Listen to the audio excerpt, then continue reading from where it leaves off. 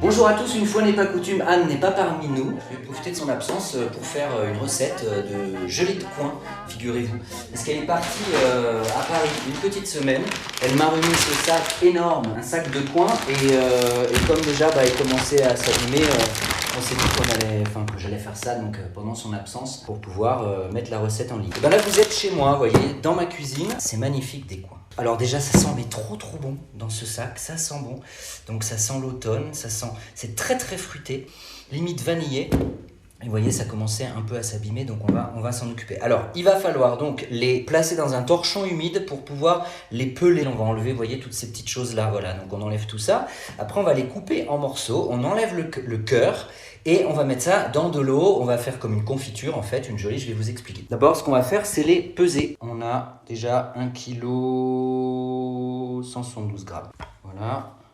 Allez, 2 kg 0,12. Et là on a 3,7 kg on va mettre. 3,7 kg.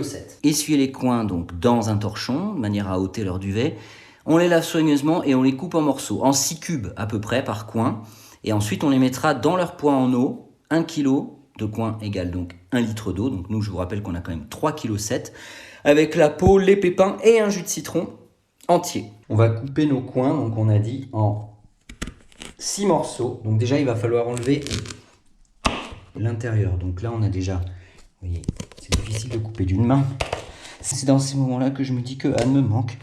Il faut laisser donc les pépins, il faut tout laisser, la peau, etc. Parce qu'après, ça va être, on va récupérer que le jus. En revanche, il faut donc les peser maintenant. Parce qu'on a enlevé pas mal de chair. On a exactement, bim, 2,650 kg. 2,650 kg. On met donc là-dedans, dans cette grosse gamelle, le poids en eau. À ça, on ajoute donc un jus de citron, les amis. Et on porte à ébullition. Et on ira vérifier avec un couteau si les coins sont bien tendres. Donc là, pas du tout, hein, ils sont encore durs, mais il faudra que le couteau transperce bien le coin.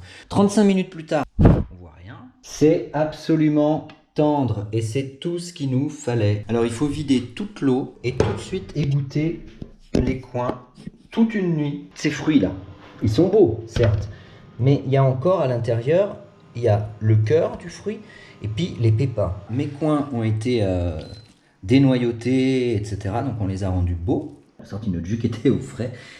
Toute la nuit, j'ai passé en fait le jus, histoire qu'il n'y ait pas de dépôt comme ça.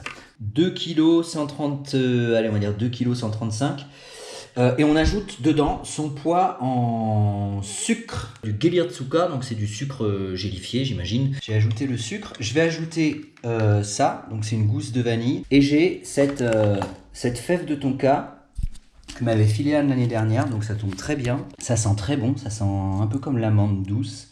Et donc on va la râper, on va pas en mettre énormément parce que c'est fort. Puis en plus on a la vanille aussi, donc on va râper ça dans la préparation et on va porter à ébullition.